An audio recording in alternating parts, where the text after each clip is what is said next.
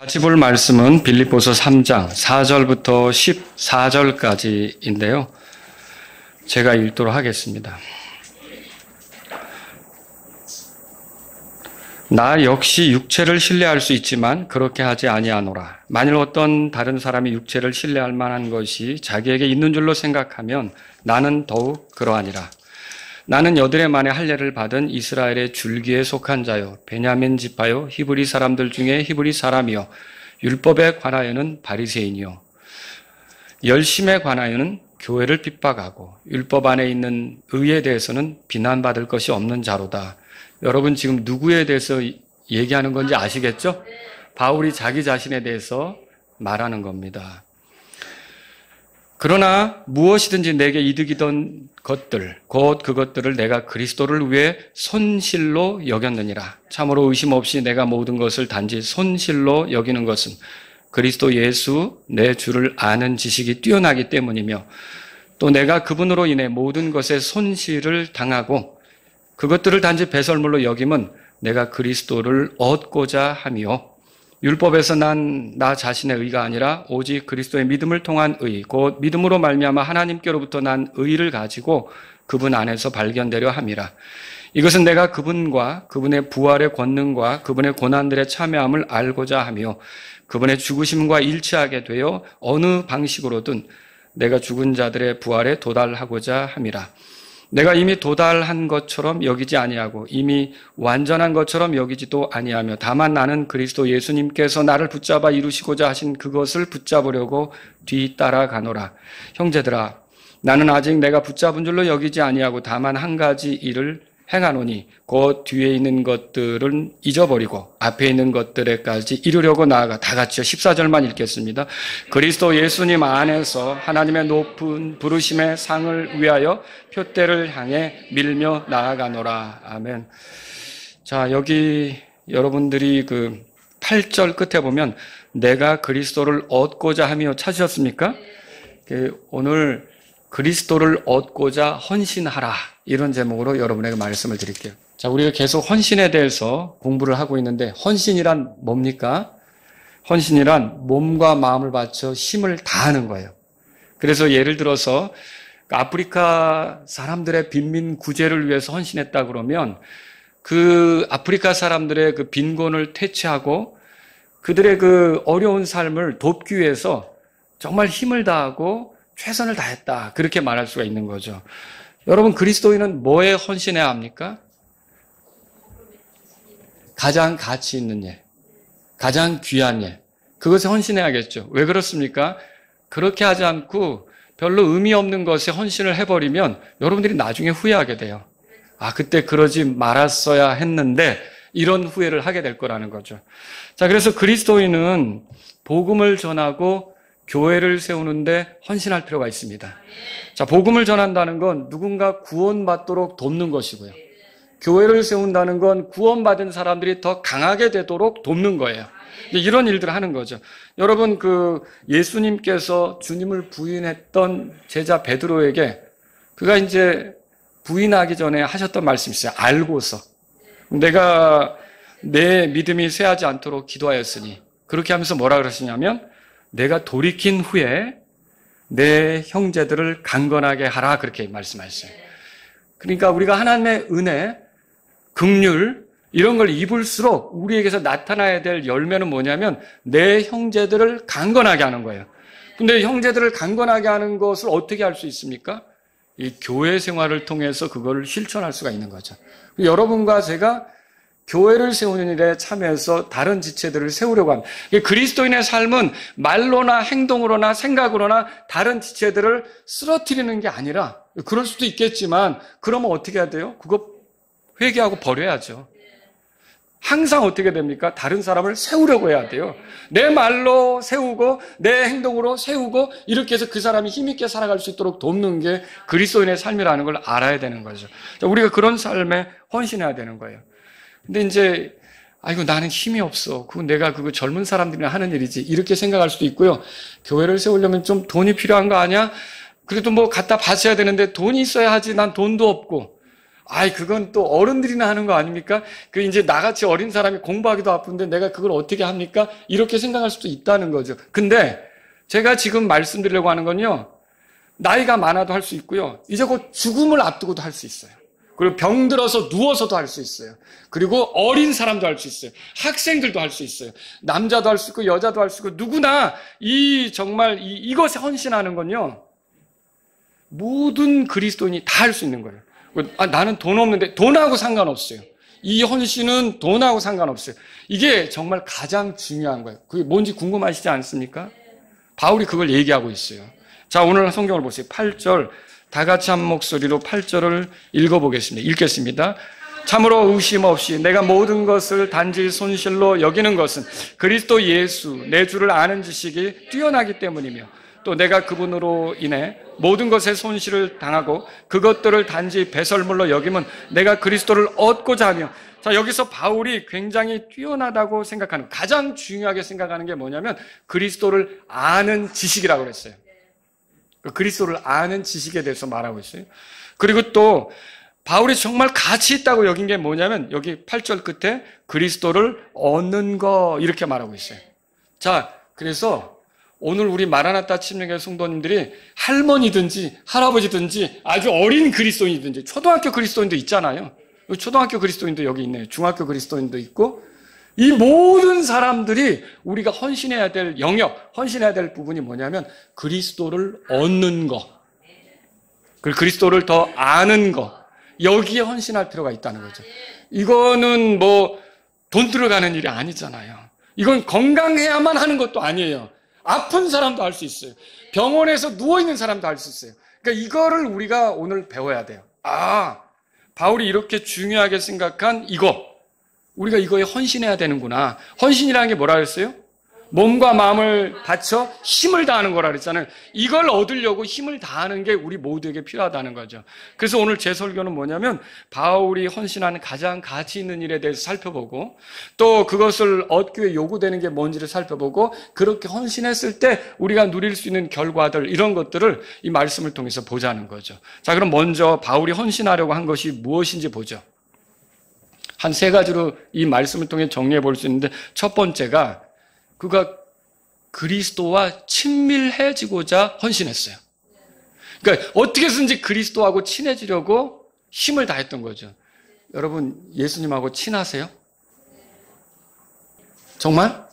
이 예수님하고 친해지려고 했던 게 바울의 그런 그 헌신의 모습이라는 거죠. 여러분, 여기 그리스도 예수 내 주를 아는 지식이 뛰어나다. 이게 뭐예요? 그분을 더 알고자 한다. 그런 뜻이에요. 근데 이건 단순히 그분에 대한 정보를 아는 거, 그 얘기가 아니에요. 물론 그거 필요하죠. 이제 그분과 인격적으로 친밀해지는 거예요. 그분과 인격적으로 가까워지는 거예요. 여러분과 제가 누군가와 가까워지고자 할 때 어떤 일을 하던가요? 시간을 내요. 만나요. 같이 먹어요. 같이 시간 보내지 않습니까? 그럼 어때요? 친해져요. 그리고 가까워져요. 그리고 그 사람을 얻어요. 저도 이게 예수님을 믿으면서 잃어버린 친구도 있지만 얻은 친구도 있거든요. 근데 이렇게 얻은 경우를 보면 그 사람하고 먹기도 많이 했고, 그 사람하고 시간도 많이 갖고, 이야기도 많이 하고, 어떤 분하고는 정말 같이 이제 기도를 해야 되고 이런 문제가 있으니까 몇 시간씩 같이 통화를 하기도 하고, 이렇게 하면서 가까워지려고 했던 거죠. 여러분, 그렇습니다. 우리가 누구랑 친해지고 가까워지려고 하려면 필요한 게 뭐예요? 시간을 내야 되는 거예요. 여러분이 예수님하고 친해지려면 시간을 내셔야 돼요. 예수님이 뭘 원하는지 알아야 되고요. 예수님이 뜻하는 것이 뭔지를 내가 들으려고 하고요. 나도 예수님께 말씀을 드려야 되고요. 이런 게 필요하다는 거죠. 그래서 우리가 젊은 남자, 여자가 가까워지려면 하는 게 있죠. 그게 뭐라고 합니까? 그거. 데이트. 여러분이 주님과도 데이트할 필요가 있어요. 여러분 데이트하세요? 주님하고? 시간을 정해놓고 데이트하냐고요. 주님하고 만나는 시간, 주님께 기도하는 시간, 주님이 뭘 원하시는지 그 말씀을 읽는 시간, 이런 것들을 갖느냐는 거죠. 그렇게 해서 친밀해지면 그 사람을 알고 그 사람과 가까워지며 그 사람을 얻게 되는 거예요. 그리스도를 얻는 것, 그것이 그에게 있어서 가장 가치 있는 일이었다라고 하는 거죠. 여러분과 저도 어떤 일에 헌신해야 되냐면 이게 그러니까 내가 그리스도를 더 알고자 하고 그분과 더 가까워지고자 해야 된다는 것이죠. 여러분 이런 관심이 있습니까? 근데 이 관심이 없이 그 성경 읽고 기도하고 교회 다니고 이건 다 종교 생활이에요. 그게 가능한가요? 예. 성경도 읽을 수 있어요. 기도도 할 수 있어요. 예배 드리는 거 안 빠지려고 할 수 있어요. 근데 그 속에서 예수님하고 가까워지는 건 아니라 그냥 종교적 의무로 하는 거 있잖아요. 그거 다 종교 생활이에요. 그거는 자신의 삶을 변화시키지 못해요.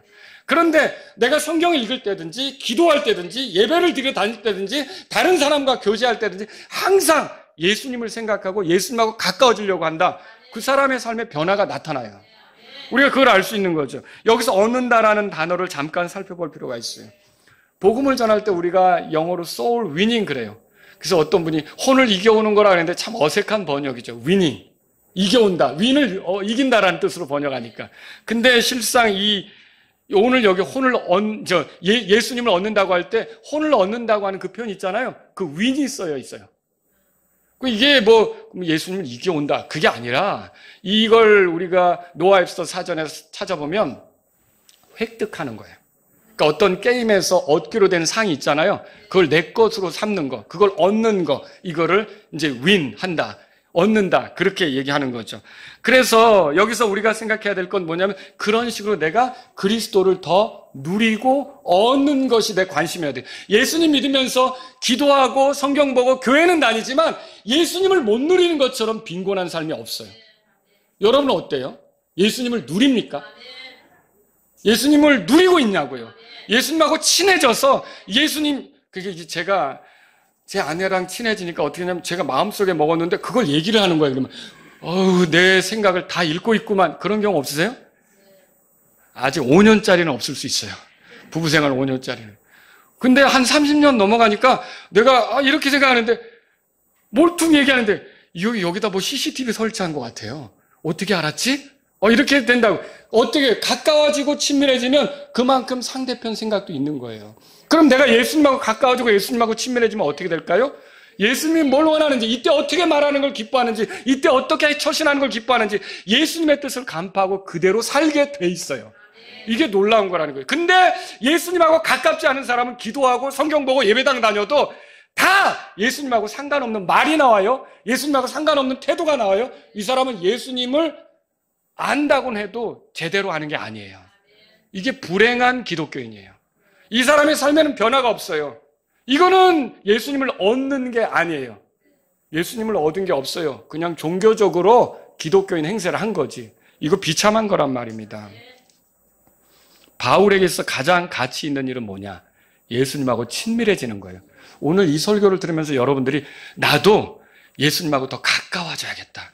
그것을 위해서 힘을 써야겠다. 그것을 위해서 몸과 마음을 바쳐야겠다. 이거는 병석에 누워도 할 수 있는 일이에요. 이거는 초등학생도 할 수 있는 일이에요. 나도 예수님하고 가까워져야겠다. 여러분, 이거는 모든 그리스도인 다 할 수 있는 거예요. 돈 들어가는 것도 아니고, 가난해도 할 수 있는 일이에요. 자, 두 번째는 뭐냐면요. 그는 그리스도 예수님을 닮고자 했어요. 그러니까 가까워지고 친밀한 게 아니라, 어떻게 하려고요?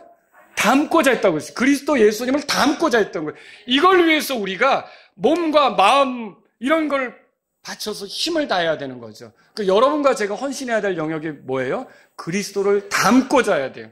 여러분 이런 마음이 있어요? 30년을 예수 믿어도 그리스도를 닮고자 하는 마음이 없으면 그거는 영적으로 그냥 빈털털이에요. 근데 늘 그리스도를 닮고자 하는 마음으로 살아서 말이고 행동이고 그리스도를 닮은 게 나오면 그 사람은 그리스도를 충만히 누리고 있는 그리스도로 부유하게 된 사람이에요. 여러분 어떻습니까? 정말 그리스도를 닮고자 하는 게 있냐고 10절 보세요. 10절.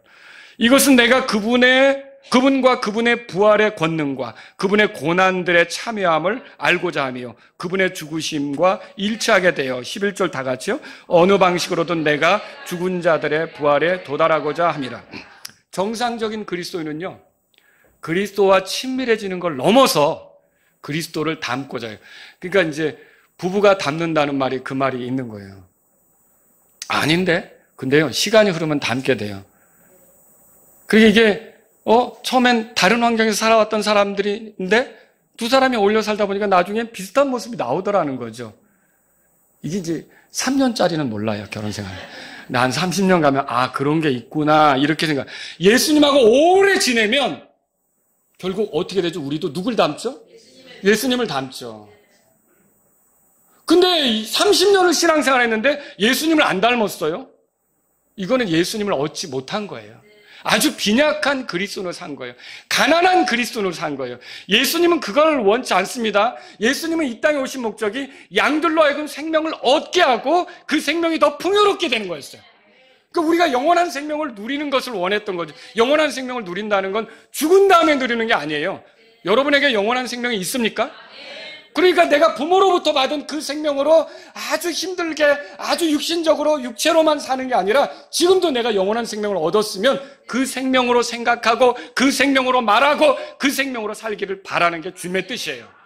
바울은 이걸 알았기 때문에 내가 그리스도를 얻어서 그리스도처럼 살고 싶다. 그리스도를 닮고자 했던 거죠.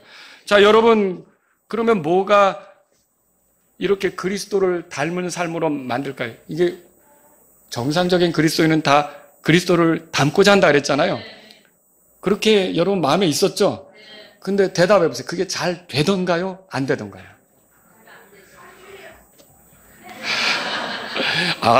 감사합니다.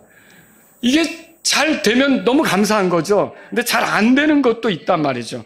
그러면 뭐가 우리를 그렇게 그리스도를 닮게 하고 또 우리가 이렇게 이제 그분의 모습을 드러내면서 살 수 있도록 그렇게 인도하느냐? 그건 여기 써 있어요. 10절에. 부활의 권능이라고 찾으셨어요? 이거예요, 이거. 여러분과 저가 그리스도를 닮게 하는 건 부활의 권능이에요. 여러분 부활의 권능을 가졌어요? 가졌나?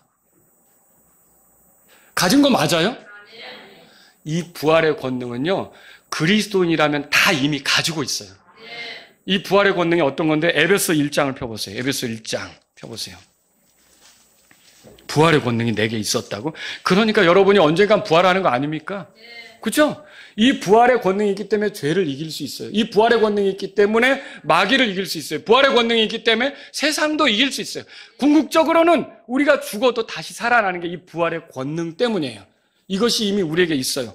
자, 1장, 에베소 1장 18절에 17절 제가 이것은 우리 주 예수 그리스도의 하나님 곧 영광의 아버지께서 그분을 아는 지식 안에서 바울이 이거 굉장히 원했던 거죠. 지혜와 계시의 영을 너희에게 주시고 너희 지각의 눈을 밝히셔서 그분의 부르심의 소망이 무엇이고 또 성도들 안에 있는 그분의 상속 유업의 영광이 얼마나 풍성하며 19절 20절 다 같이 읽겠습니다.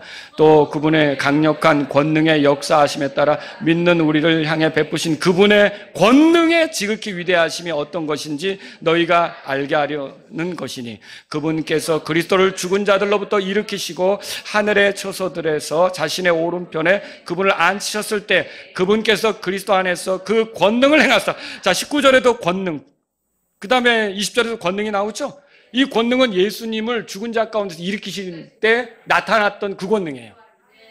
근데 그 권능을 19절에 보니까 믿는 우리를 향해 베푸신 그분의 권능. 그럼 이게 믿는 우리에게 이 권능이 있는 거예요, 없는 거예요? 있는 거죠. 여러분과 제가 이 권능이 있다는 걸 알아야 돼요. 그게 사실인가요? 여러분, 예수님이 이 권능으로 살아났죠? 예수님이 그 권능이세요. 그리스도 안에서 내가 모든 걸 할 수 있다는 게 바로 그 권능이 들어와 있는 거죠.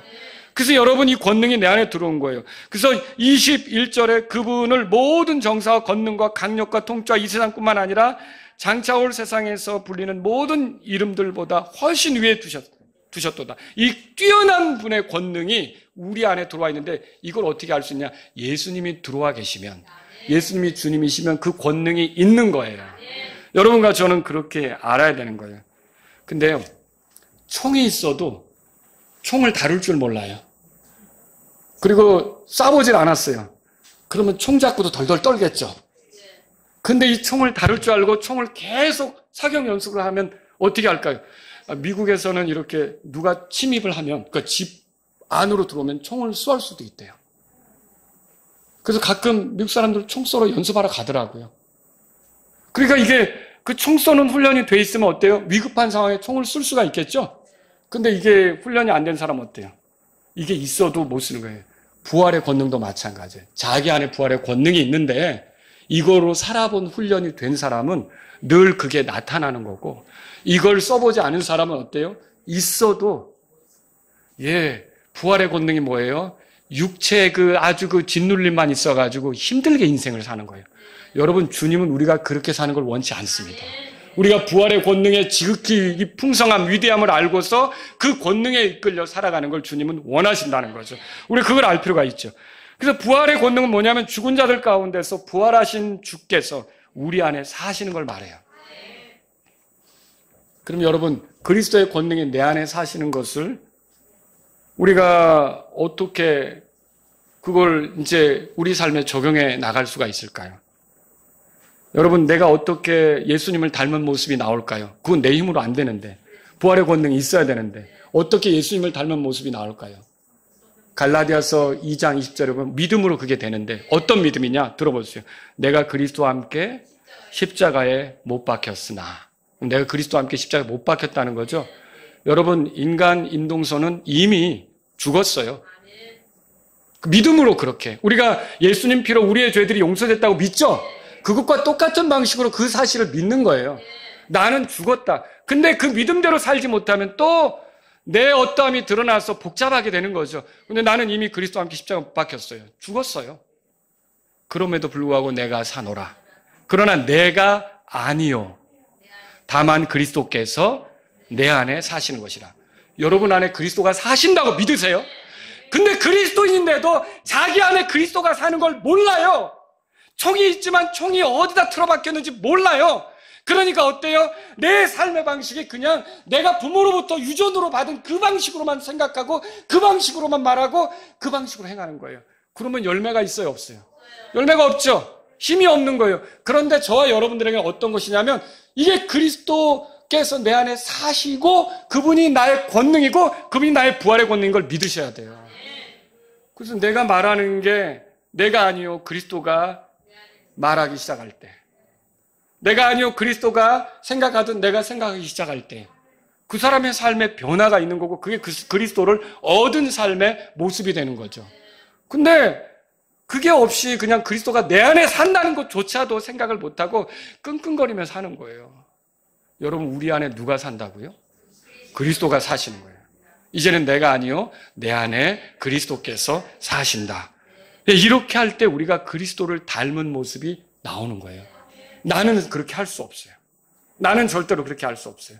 그래서 저와 여러분들이 그리스도가 내 안에 사신다는 믿음으로, 나는 이미 십자가 못 박혔다는 믿음으로 이렇게 살아갈 때 그리스도를 닮은 모습이 나온다는 거예요. 바울은 이걸 위해 헌신했던 거예요. 그러니까 내가 아니라 그리스도께서 내 안에 사는 삶, 그 부활의 권능이 드러나는 사람, 그런 삶을 위해서 헌신했던 거죠.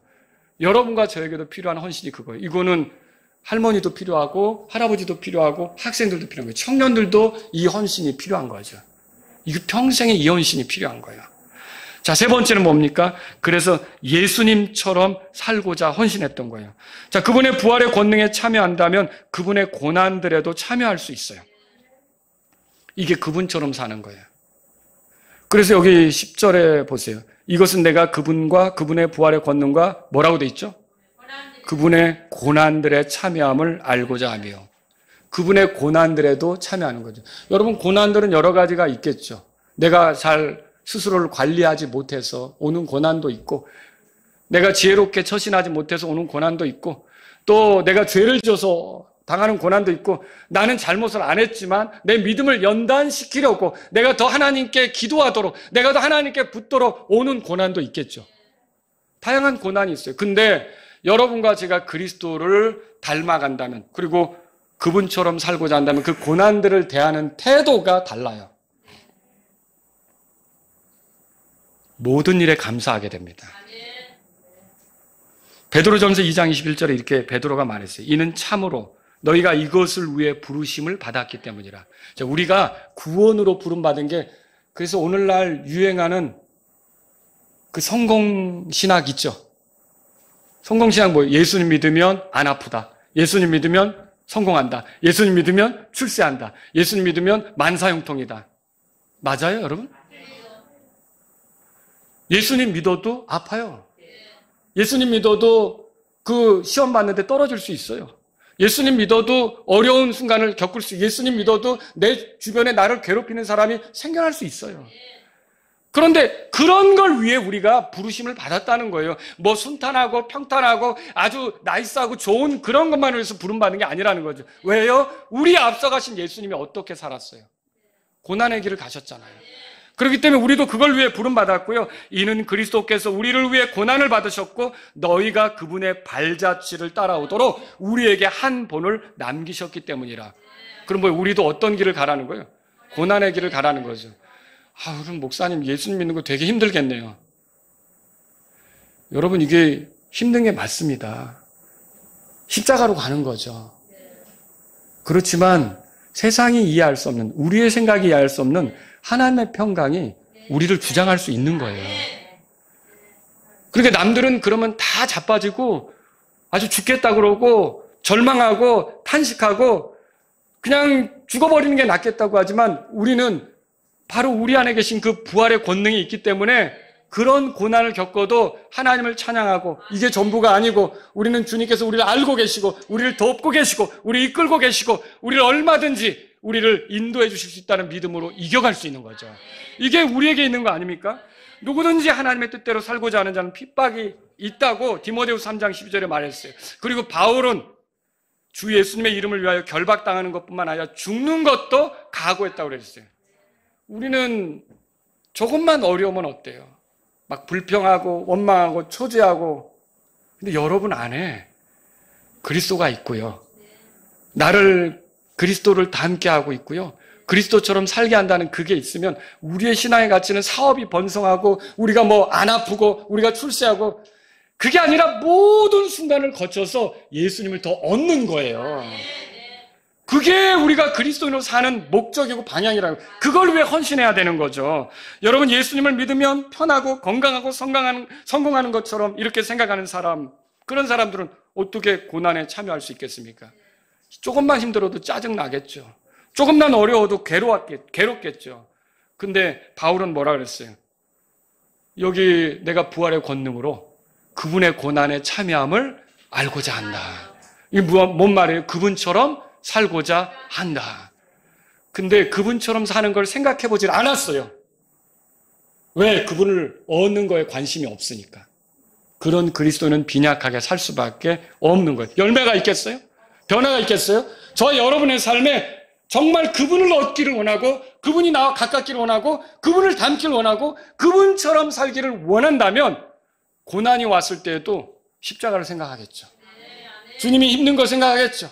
주님이 나를 위해 그렇게 당한 걸 생각하겠죠. 그거에 비하면 이거는 아무것도 아니다. 그래서 우리의 삶의 변화가 나타날 수 있는 거죠. 어느 방식으로든 궁극적으로 우리가 죽은 자들의 부활에 도달할 것입니다. 그때까지 헌신해야 되는 게 뭐냐? 바로 이거예요. 주 예수님과 친밀해지고 주 예수님을 닮고 그분처럼 사는 거. 이걸 뭐라 그러냐면 신학적으로는 성화라고 그래요. 그럼 우리가 어떻게든지 그 부활에 도달하잖아요. 그 영화롭게 되는 거죠. 그 영화에 이르기까지 우리가 힘을 써야 되는 거, 헌신해야 될 게 뭐냐면 성화의 삶이라는 거예요. 이걸 다른 말로 영생을 누린다 그렇게 말해요. 여러분 요한복음 17장에 이렇게 써 있어요. 또 영생은 이것이니 곧 그들이 유일하신 참 하나님이신 아버지와 아버지께서 보내신 자 예수 그리스도를 아는 것이니이다. 예수 그리스도를 아는 것입니다. 그분과 가까워지고 인격적으로 그분을 닮고 그분처럼 사는 것. 이 기독교의 그 신앙 목적이 그거여야 돼요. 근데 그게 빠지고 성경 읽기 하고 기도하고 교회 다닌다. 종교 생활이에요. 예수님을 알고 예수님을 닮고 예수님처럼 사는 거에 헌신 안 하고 그냥 성경 읽고 기도하고 교회 다닌다. 종교 생활이에요. 백날 해보세요. 사람이 변화되나? 안 변화돼요. 열매 없어요. 근데 그 사람이 어느 날 예수님을 얻고 싶다. 예수님하고 가까워지고 싶다. 예수님하고 친해지고 싶다. 예수님을 닮고 싶다. 예수님처럼 살고 싶다. 그게 내가 헌신해야 될 거다. 이렇게 생각한 사람은 거기서 변화가 나타나요. 거기서 열매가 나타나요. 여러분은 어떤 삶을 살고 있어요? 만약에 이런 거 없이 그냥 성경 읽고 기도하고 예배당만 다니는 걸 신앙으로 생각했다면 여러분은 정말 깡통 신앙이에요. 그건 정말 빈털털이에요. 그건 예수님이 없는 거예요. 없다고요? 없을 수 있어요. 라오디게아 교회 아시죠? 교회 문 밖에 예수님을 세워놓은 거예요. 그래서 내가 두드리니까 누구든지 문을 열면 내가 들어가서 그와 더불어 먹고 마시고 알아가는 거 아닙니까? 사귀는 거 아닙니까? 가까워지는 거 아닙니까? 친밀한 거 아닙니까? 이렇게 된다고 말씀하잖아요. 그걸 믿지 않는 사람에게 했어요? 교회에게 했어요? 라오디가 교회에게 했죠. 똑같아요. 그리스도인도 예수님을 주라고는 고백했지만 문 밖에 세워두고 내 생각으로 살고 내가 하고 싶은 대로 말하고 내가 느낀 대로 표현하고 이렇게 사는 게 얼마나 많습니까? 그 깡통신앙이죠. 깡통신앙이 예수님이 그 안에 충만히 거하십니까? 아니죠. 자기 인생을 자기가 사는 거죠. 여러분, 근데 바울은 그걸 원치 않았어요. 예수님을 문 밖에 세워두는 거 원치 않았어요. 들어오세요. 주님 거기 있으면 안 되죠. 나 주님을 얻기를 원해요. 나 주님을 알기를 원해요. 나 주님과 더 친밀해지기를 원해요. 나 주님과 가깝게 되기를 원해요. 나 주님으로부터 배우기를 원해요. 나 주님을 닮기 원해요. 나 주님처럼 살기를 원해요. 결국 바울의 삶에 변화가 있는 거 아닙니까? 여러분, 이거예요. 그래서 여러분과 제가 헌신해야 될 게 뭐냐 이거. 이거 돈 안 든다고 그랬잖아요. 이거 건강한 사람만 하는 게 아니라 그랬잖아요. 모든 그리스도인이면 나이를 떠나서 다 어디에 사는 그리스도인들이 다 할 수 있는 거예요, 이거. 여러분과 제가 관심을 가져야 될 헌신의 부분이 이 부분이라는 거죠. 근데 두 번째로 이 헌신을 위해서 요구되는 게 뭐냐면 손실이에요, 손실. 손실 뭐예요? 잃어버리는 거 아닙니까? 7절에 보세요. 7절. 다 같이 읽습니다. 그러나 무엇이든지 내게 이득이던 것들 곧 그것들을 내가 그리스도를 위해 손실로 여겼느니라. 그리스도를 위해 손실로 여겼다 그렇게 말했어요. 근데 8절에는 또 배설물로까지 이제 그렇게 생각한 게 나오죠.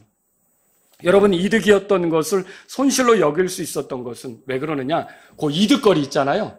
그게 아무리 대단해도 하나님과 나를 가깝게 하는데 그것들이 무용지물이라는 거예요. 하나님하고 나를 가깝게 하는 데는 뭐가 중요한 역할을 하는 거예요? 예수님이죠. 그래서 예수님을 얻는 거예요. 여러분과 제가 예수님을 믿는 이유는 하나님하고 더 친밀해지는 거 아닙니까? 그분께로 돌아가는 거 아닙니까? 그분의 은혜를 누리며 그분의 자녀로서 그분과 가깝게 사는 것이 예수님을 믿는 거잖아요. 그런데 이거를 내가 그동안 이득이라고 생각했던 것들이 그 역할을 하는 게 아니라 예수님이 그 역할을 해주기 때문에 나는 예수님을 더 얻고 그것들은 내가 그냥 뭐 손실로 여겨도 상관없다 그렇게 말하는 거죠. 그럼 9절에서 보세요. 명확히 말하잖아요. 율법에서 난 나 자신의 의가 아니라 오직 그리스도의 믿음을 통한 의, 곧 믿음으로 말미암아 하나님께로부터 난 의를 가지고, 그러니까 그리스도를 한마디로 말하면 이거 그리스도가 주는 그 의를 통해 그리스도를 믿는 그 믿음 안에서 그분 안에서 발견되기 때문에 중요한 건 그리스도지 내가 이득이라고 생각했던 건 다 사실은 하나님하고 가깝게 하는데 무용지물이다. 여러분, 하나님을 돈하고 가깝게 될 수 있다고 생각하세요? 천만에요. 하나님하고 가까운데 내 재능을 이렇게 재주를 부리면 하나님이 가까워지게 하실 거라고 생각하세요? 천만에요. 하나님하고 내가 가까워지는 건 그리스도를 통해서 가능한 거예요. 그 그리스도가 제일 최고죠. 그렇죠. 그래서 그 그리스도를 얻기 위해서 다른 것들을 손실로 여긴다는 거예요. 그럼 손실의 구체적인 건 뭡니까? 여기도 세 가지로 정리할 수 있는데 첫 번째가 자신의 정체를 규명해주는 육체적 배경이에요. 육체적 배경. 내가 뭔지 누군지를 규명해주는. 바울은 여드레 만에 할례를 받았다고 써 있어요. 그렇죠? 5절에 보세요. 그렇게 돼 있죠? 이스라엘 줄기에 속한 자라고 써 있고요. 베냐민 지파였다고 써 있고요. 히브리 말을 사용할 줄 아는 히브리 사람이라고 써 있어요. 자, 이런 배경들 있잖아요. 할례를 받았다. 뭐 히브리인이다. 베냐민 사람이다. 이거 유대인 사회에서 살아가는데 안전장치예요. 이거 가지고 유대인들 틈에 들어가면 이득이죠. 이방인이 들어가는 것보다 이거 가지고 들어가면 이득이죠. 당연하지 않습니까? 그런데 내가 예수님을 얻기 위해서 이런 것들을 손실로 여기는 거예요. 바울이 실제로 그랬나요? 예수님을 얻고자 했죠. 그때 예수님을 따르기로 했을 때 그 집안 사람들, 친족들, 지인들이 바울을 어떻게 대했을까요? 변절자, 이단자, 그리고 배척했겠죠. 바울을 그렇게 대했을 거라고요. 근데 그래도 상관없다. 그 이득이었던 걸 내가 잃어버려도 예수님을 더 얻는다면 상관없다. 왜요? 여러분, 내가 하나님과 가깝게 만들어주는 게 그 내가 이득으로 생각했던 그 내 육체적 배경이 아니라 예수님이니까 난 예수님을 더 얻기를 원한다. 바울이 그렇게 했던 거죠. 여러분, 오늘날 우리는 국가에 충성합니다. 충성해야 되죠. 근데 국가하고 그리스도가 충돌할 때가 있어요. 그때 우리는 어떻게 합니까? 국가가 우리에게 뭐 예를 들어 보조금 많이 주는데 근데 그리스도하고 국가가 충돌할 때가 있어요. 근데 내가 그리스도를 따르면 국가가 주는 보조금을 잃어버릴 수도 있어요. 그래도 어떻게 하는 거예요? 나는 그리스도를 따르는 거죠. 내게 이득이었던 것을 내려놓는 거죠. 저 공산권 국가에서는 그런 일들 많이 있다는 거죠. 사회주의 국가에서는 그런 일들이 많이 있는 거고요. 여러분, 이런 이득들도 기꺼이 내려놓는 것, 이게 헌신이라는 거죠. 그렇게 할 수 있는 일은 뭐예요? 우리가 하나님의 자녀가 되게 하는데 국가가 그렇게 만드는 거예요? 그리스도가 그렇게 이끌어주는 거예요? 그리스도가 그렇게 하시는 거죠. 그러니까 그리스도가 더 중요한 거죠. 여러분, 우리는 가족들을 부양해야 합니다. 디모데전서 5장 8절에 그렇게 써 있고요. 그런데 가족과 그리스도가 충돌할 때가 있어요. 가족에게 잘해야 되죠. 근데 가족하고 그리스도가 충돌할 때 어떻게 합니까? 예수님 말씀을 떠올려야죠. 예수님이 이렇게 말씀하셨어요. 마태복음 10장 37절 38절에 아버지나 어머니를 나보다 더 사랑하는 자는 내게 합당하지 아니하고 아들이나 딸을 나보다 더 사랑하는 자도 내게 합당하지 아니하니라. 또 자기 십자가를 지고 내 뒤를 따르지 않는 자도 내게 합당하지 아니하니라. 그렇게 해야만 하는 이유. 그래서 우리가 그런 순간에 가족이 주는 이득 있잖아요. 이것을 손실로 여기고 그리스도를 따라야만 하는 이유가 어디 있습니까? 내가 죄에서 건져진 게 가족에 의해서 그렇게 된 거예요? 그리스도에서 그렇게 된 거예요? 그리스도에서 그렇게 된 거죠. 그러니까 내가 그리스도를 따를 수밖에 없는 거죠. 여러분, 오늘날 우리는 사람을 존중해야 합니다. 맞죠? 바울은 이스라엘 사람들, 자기 친족들이 구원받기를 원했고 친족들에게 잘했어요. 근데 고린도 교회에게 그래서 이렇게도 썼죠. 내가 모든 일에서 모든 사람들을 기쁘게 하는 것 같이 너희도 그렇게 하라. 그러나 사람과 그리스도가 충돌할 때 있어요. 우리는 그때 누구 편에 서야 돼요? 당연히 그리스도 편에 서야 되죠. 그래서 갈라디아 교회에게 보낸 편지에 이렇게 썼어요. 내가 아직도 사람들을 기쁘게 한다면 나는 결코 그리스도의 종이 아니기 때문이라. 여러분, 심지어 그는 그리스도로부터 계시를 받았을 때 그 계시를 이거 혈육과 한번 의논해볼까? 이랬어요? 혈육과 의논하지 않았다고 그랬어요. 왜? 그들은 틀림없이 너 이상해지는 거야. 너 이단자가 되는 거야. 이렇게 할 거기 때문에. 여러분, 왜 그러면 이런 그 사람들이 줄 수 있는 지지, 이게 이득이잖아요. 사람들이 이렇게 인정해 줄 수 있는 거, 이거 이득이잖아요. 왜 이걸 손실로 여깁니까? 이게 그거죠. 나를 지옥에 들어가지 않게 하는 것이 그 사람들이 아니라 그리스도이기 때문에 그렇다는 거예요. 그래서 저와 여러분들은 이제 그리스도를 얻기 위해서 이런 손실들을 감수할 수 있어야 되는 거죠. 또 두 번째는 뭡니까? 자신의 입지를 높여주는 육체적 지위예요. 5절에 보시면 바울이 바리새인이라고 그랬죠. 그 율법에 뛰어난 그 가말리엘이라고 하는 사람 있잖아요. 그 사람 밑에서 교육을 받았어요. 들어보셨죠? 가말리엘 아래서 공부했다는 건 오늘날로 말하면 인류 대학을 나온 거예요. 그게 스펙이 좋은 거죠. 그거 가지고 내가 율법을 가르치려고 하면 사람들이 환영하겠죠. 그게 가말리엘 문화에서 배운 게 이 사람에게 그 바리새인으로서 그렇게 공부한 게 그게 이득이 될 수 있는 거죠. 그런데 여러분 어때요? 자신의 학위, 지위보다도 지식보다도 예수님을 더 소중하게 여겼어요. 그리고요, 지적 능력, 학위로 사람들로부터 인정받는 것보다도 예수님께 인정받기를 원했어요. 왜 이렇게 하는 거예요?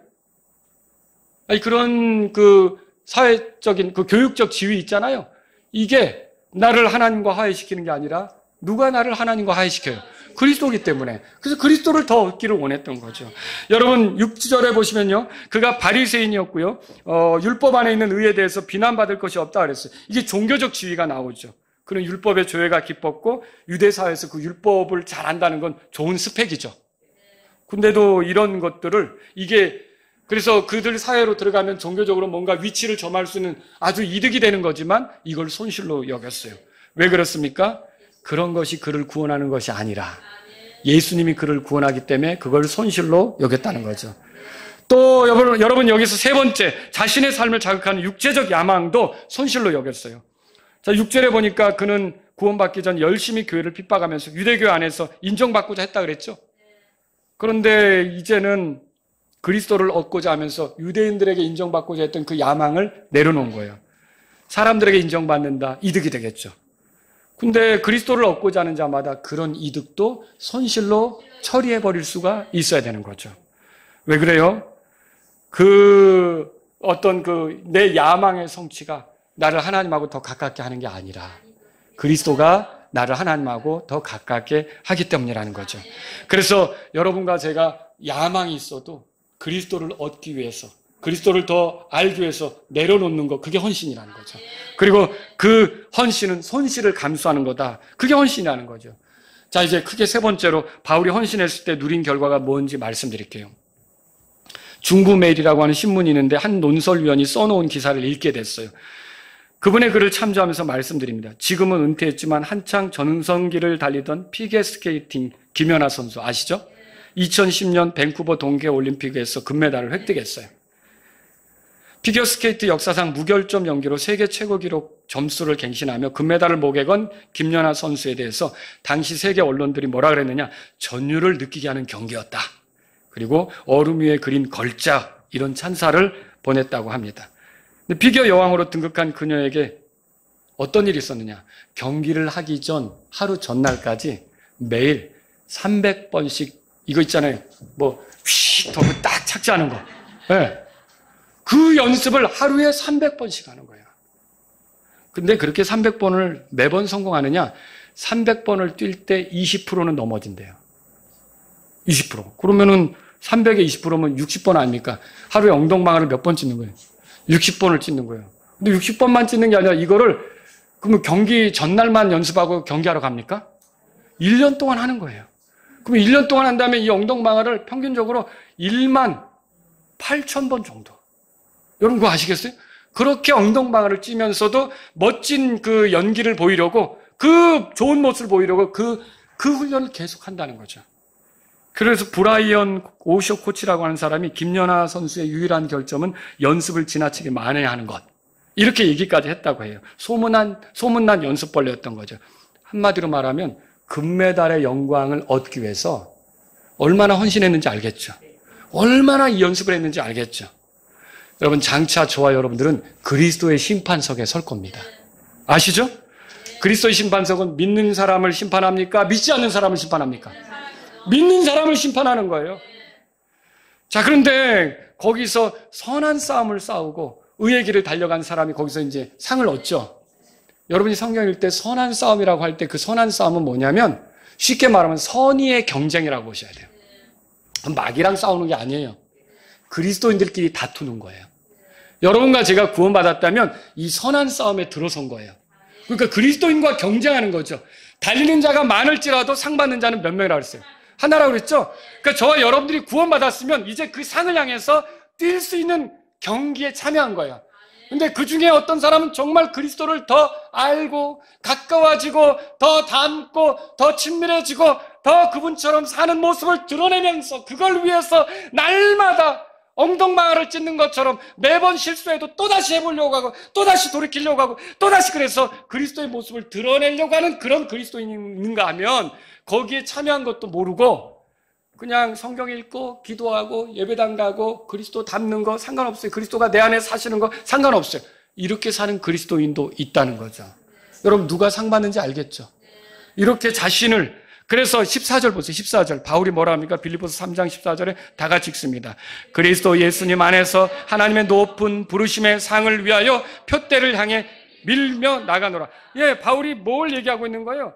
이렇게 나에게 상이 준비되어 있고 그걸 향해서 내가 가고 있다. 그 엄청난 가치 이게 내 앞에 기다리고 있으니까 나는 이것에 헌신했다. 예, 금메달의 영광을 따기 위해서 김연아 선수가 하루에 300번씩 이렇게 하는데 그중에 60번은 넘어져도 계속 그 연습을 해나가는 것처럼 내가 그리스도를 알아가고 그리스도를 닮아가고 그리스도처럼 살아가고 이게 내가 자꾸 실수해도 나는 이 방향으로 가겠다. 나는 이렇게 하겠다라고 계속 하는 거 있죠. 그거 왜 그래요? 그리스도의 심판석에서 그분이 주시는 상을 바라보고 그렇게 하는 거라는 거죠. 근데 그거 관심 없는 사람이 있어요. 구원받으면 됐지. 이게 가장 큰 가난한 아주 그 깡통 그리스도인이 되는 거예요. 여러분 우리가 주님에 의해서 구원받았다면 그런 삶으로 나아가도록 구원받은 거예요. 그 상을 바라보도록 기회를 주신 거예요. 안 그럴 것 같으면 구원받고 그냥 하늘로 데려가죠. 근데 구원받고서 30년이나 살았어요. 구원받고서 40년이나 살았어요. 왜 그 30년을 줬고 왜 40년을 준 겁니까? 바로 그렇게 연습을 해서 그렇게 훈련해서 그렇게 헌신해서 자꾸 예수님 모습을 드러내는 사람으로 하늘나라 들어가도록 그렇게 한 거란 말이에요.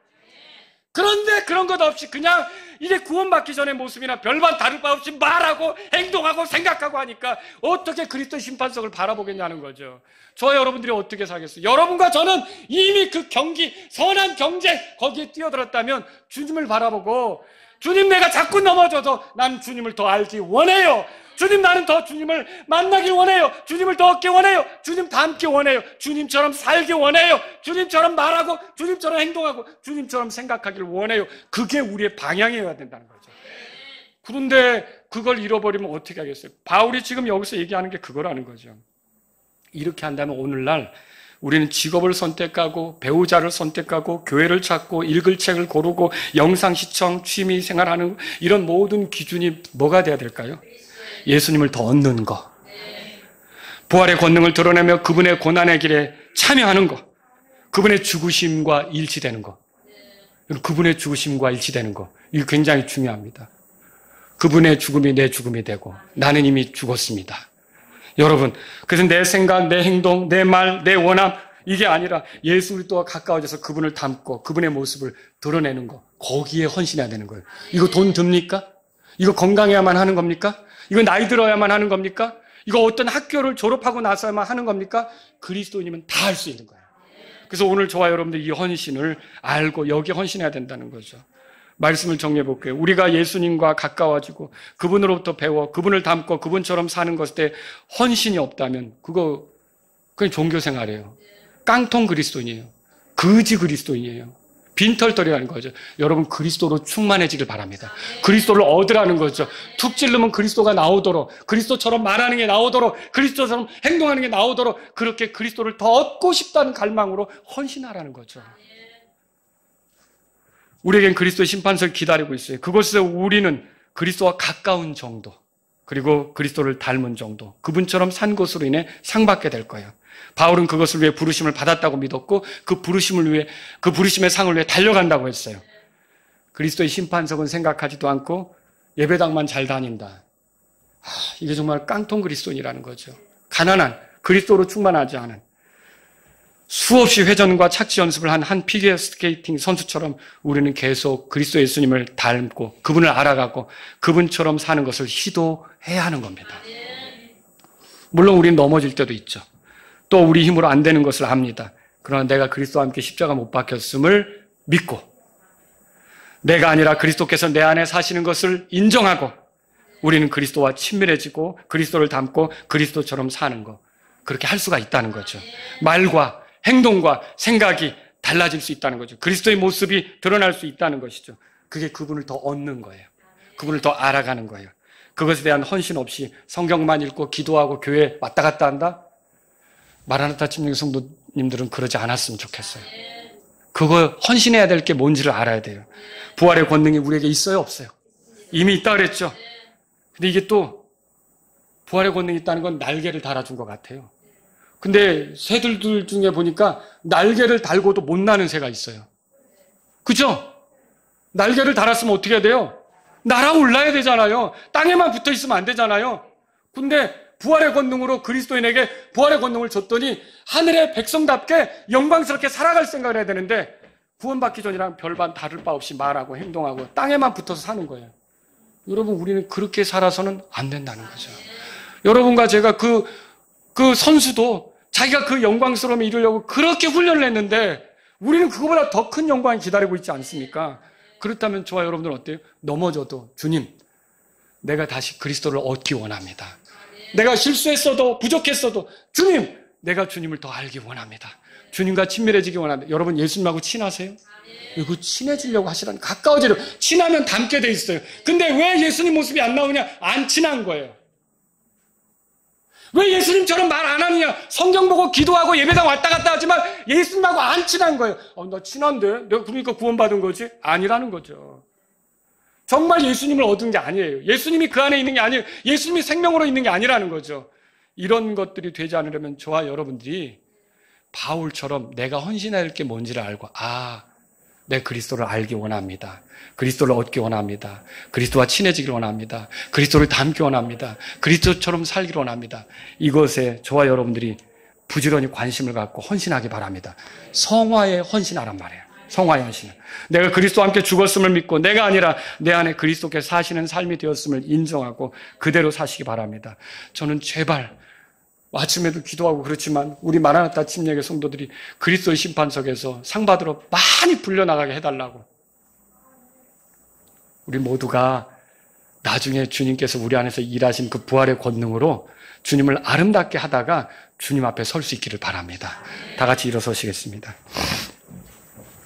오늘 이 말씀을 들으신 여러분 가운데 하나님 아버지, 오늘 내가 이제 무엇에 헌신해야 될지 알았습니다. 하나님, 나는 예수님을 더 알고 예수님을 더 얻고 예수님을 닮고 또 예수님처럼 사는데 헌신하기를 원합니다. 저의 삶, 이게 내 힘으로 안 되지만 나는 믿음으로 이 길을 걷기를 원합니다. 내가 그리스도와 함께 십자가에 못 박혔고 그리스도께서 내 안에 사신다면 이 삶이 가능하게 될 줄로 믿습니다. 부활의 권능을 내게 주셨으니 내가 이 삶을 살기를 원합니다. 이런 분이 있다면 이 시간 주님 앞에 나아가십시오. 나는 제발 깡통 그리스도인이 되기를 원치 않습니다. 20년, 30년을 보냈는데도 변함이 없는 그런 그 아주 그냥 차갑고 냉랭한 아주 그 육체로만 사는 그런 그리스도인이 되기를 원치 않습니다. 내 삶에 정말 변화가 있기를 원합니다. 내 삶이 달라지기를 원합니다. 이런 분이 있다면 정말 주님 앞에 나아가십시오.